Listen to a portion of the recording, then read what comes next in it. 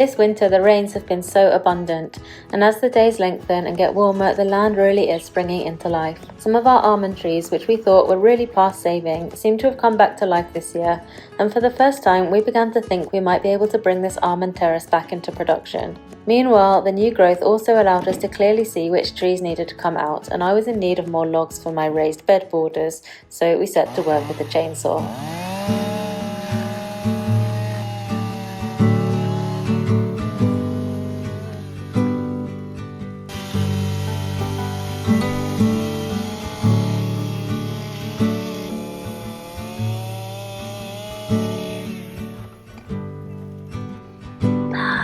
Way too many ants. Santi is full of ants.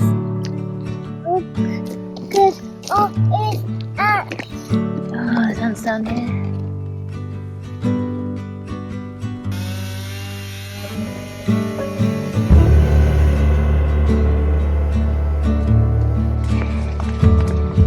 Thank you. The red flower. Give it for the donkey. You want to give it to the donkeys? Oh. Why don't you give it to Papa? He might like it. Thank you, Santi. Aww.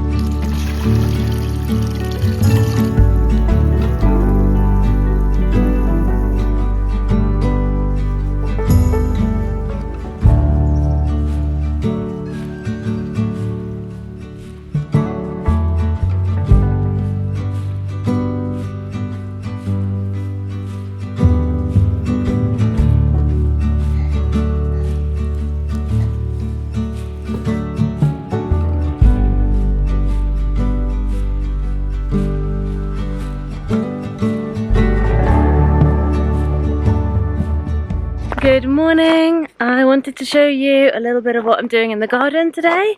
I've got a few things on my to-do list, so I'm going to take you around with me and we'll show you what's going on. The first thing I'm doing is taking some olive prunings to the donkeys. I've been pruning the olives lately. I'm a little bit late to this, I think. We'll have to see if I manage to get them all done in time, but seems like only last week I finished pruning them last year, so yeah, these things come around very quickly. I'm really happy with the shape that some of these are starting to take now. Last year was the first time we did a really big prune and really tried to give these trees a bit more shape after many years of neglect. They weren't very productive as a result. It was a very big prune, but this year it's a lot easier to come in and just take out fewer branches, keep working on the shape and just trying to get healthy, productive trees.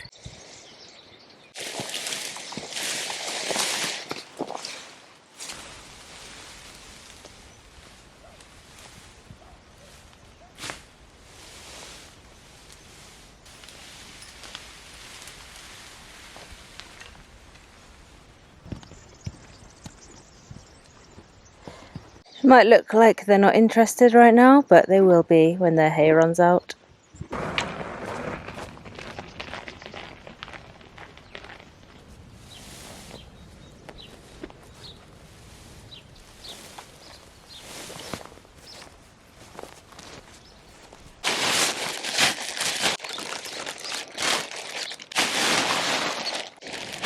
So I'm planting some asparagus beds here. This is a long-term crop that is in the ground in the same place for 5, 10, even 15 years.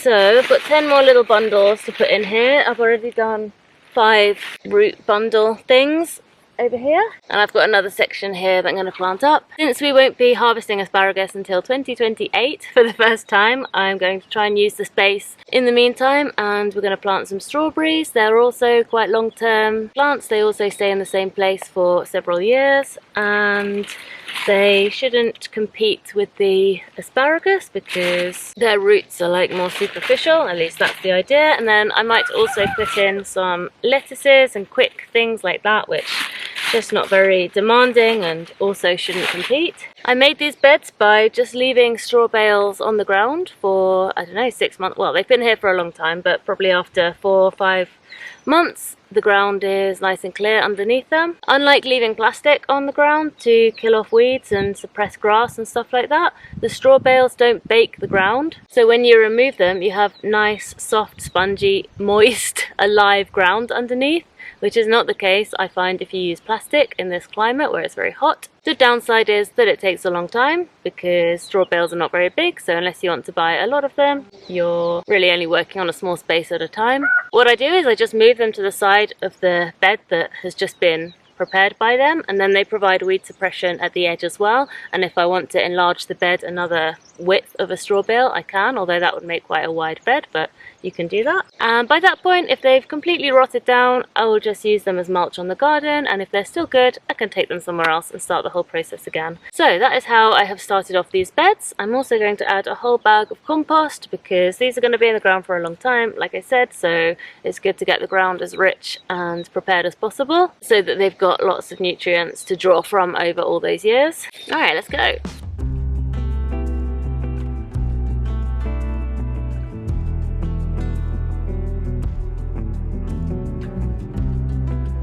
After aerating the soil, I also added a bag of sand because apparently asparagus likes a loose structure and good drainage, and I also dug in further compost and manure to make the ground as rich as possible. I then began planting my asparagus crowns at about 30 centimeters apart, cutting off the tips of the roots and spreading them out into a star shape.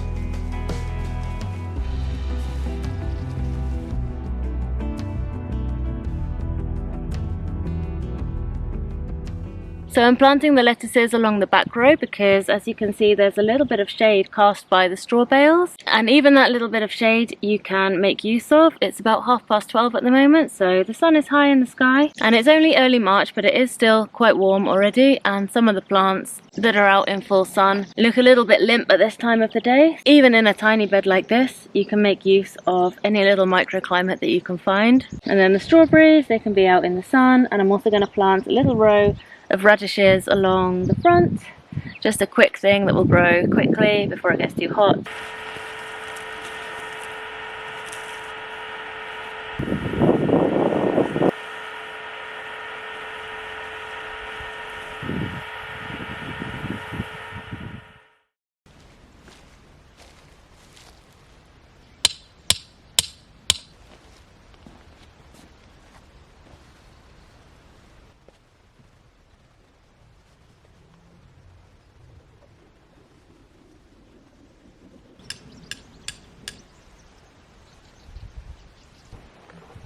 It has been so wet this spring. Well, it's not really even spring yet.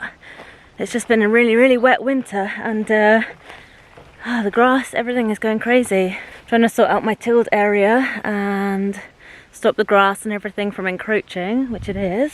I think what I'm going to do on this area, just to make things more manageable, is turn it into raised beds in the long run. It's going to take a while because I build raised beds with logs as the border.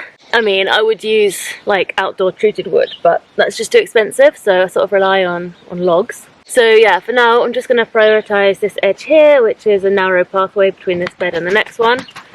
I can't get the chicken tractor down here because it's too narrow, so I'm going to try and border this edge. The other edge the chickens can take care of. This back edge, yeah, I don't know. We are going to start by planting some potatoes. I've actually come to an arrangement with some friends where I give them veggie boxes and they give me logs because they're doing a lot of land clearance, well, thinning out pine trees and stuff like that, and they've got a lot of area that they're working on, so they've got a lot of logs available for me to use, so that's a really good deal for me because we've maybe got like 1 or 2 more pine trees that we could cut down, and that's it. So alright, let's measure our 90 centimeters. Quite wide. 80? Yeah, I'm gonna go for 80. 80, yeah.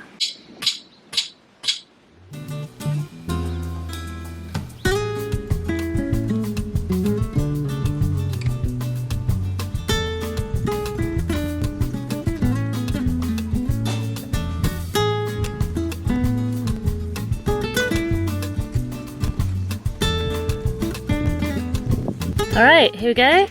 This variety is Alouette.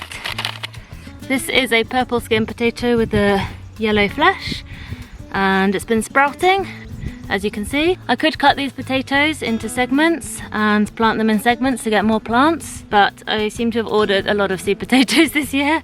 This is just one of 5 trays that I've got, so I think I'd better keep them whole and make sure I've got enough space to plant everything.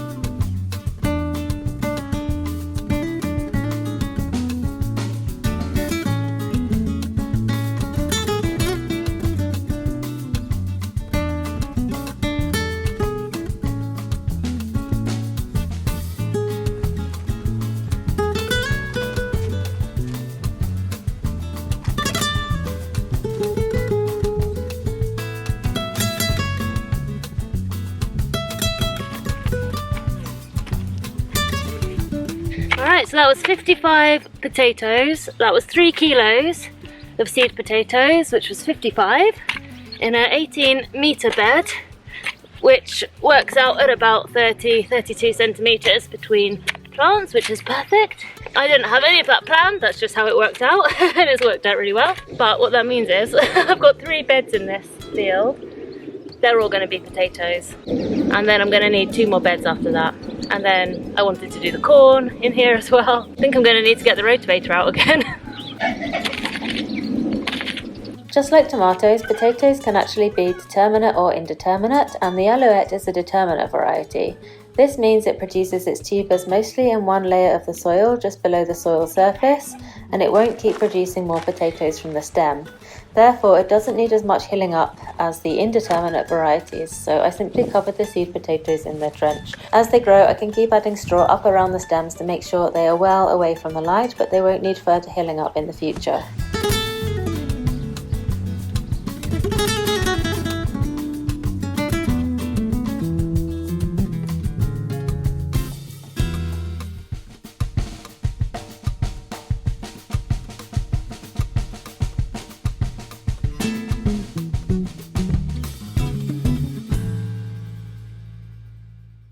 Whilst I continued working in the garden, Mauro was still busy in the almond terrace. What initially looked like a few scraggly dead trees was in fact turning into a lot of work.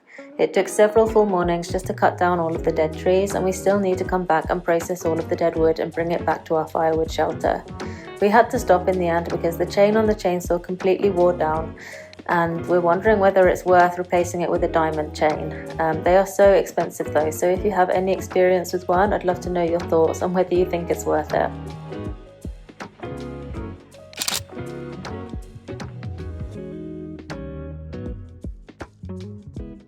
Look at this one. I was trying to cut it and it was extremely easy, and it's just because they're completely hollow inside.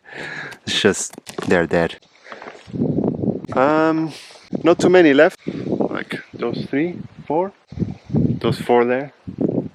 And yeah, the basic criteria for cutting them is on a year like this one, where it's like peak water, like there hasn't been as much water ever in this area since we're here. If they're not sprouting any green, it probably means that they're dead. And all the trees that I've cut, they're either hollow on the inside or completely dry. In that terrace up there, it's just full of massive olives. And it's interesting because it's like down here we have all the almonds, and then in that row is all the olives. Well, there's also almonds there, but then in the row up there there's more carob. It really has to work here because, like, look at this. I don't know if the microphone can capture the water falling, but it's really beautiful.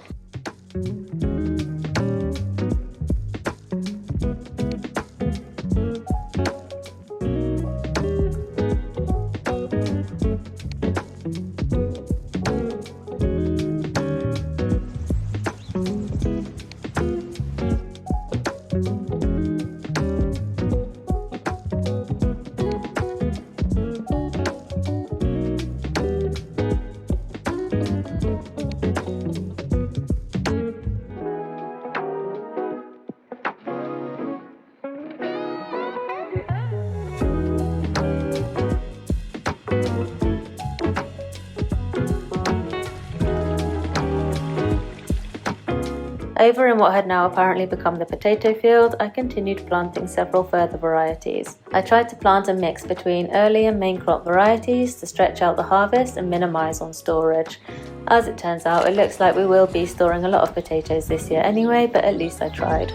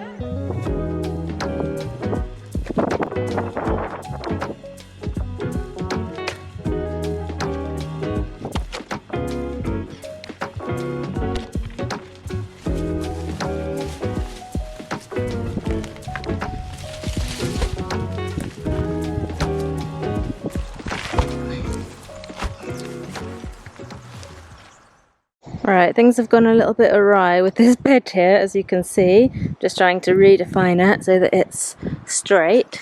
The problem was that I changed the widths of the other beds and then that knocked everything off. So this is going to be a really wide bed, but I think maybe what I can do is just plant some perennial herbs, support plants, flowers and stuff along this side and around here. And then maybe next season I can bring one side in a bit. You've got peas down there, once the peas have stopped growing.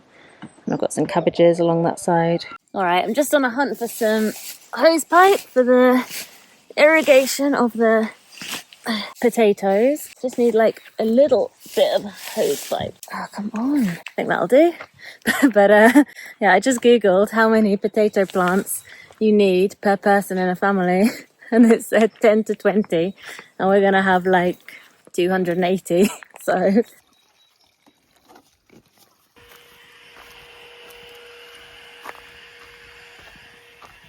Whoa! There it goes.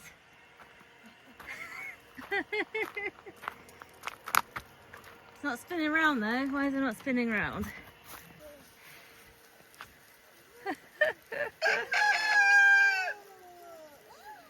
I don't know why it's so funny.